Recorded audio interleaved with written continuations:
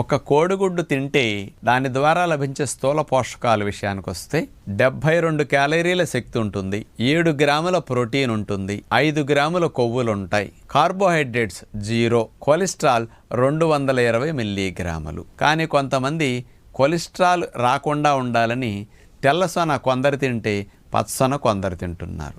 మరి తెల్లసొన తిన్న వారికి ఏమేం పోషకాలు అందులో వస్తాయి అంటే 17 క్యాలరీల శక్తి మాత్రమే వస్తుంది 72లో వైట్ సొనలో. అలాగే 4 గ్రాముల ప్రోటీన్ వస్తుంది, కొవ్వు రాధిక, కొలెస్ట్రాల్ రాధిక.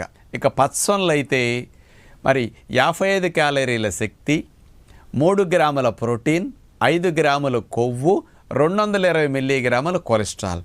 ఇవి మొత్తం పచ్చసొనలోకి వస్తాయి అన్నమాట. అందుకని ఏ సొన ఎవరు తింటున్నారో వాళ్ళకి అవగాహన కొరకు క్లియర్గా సెపరేట్ చేసి అందించడం జరిగింది.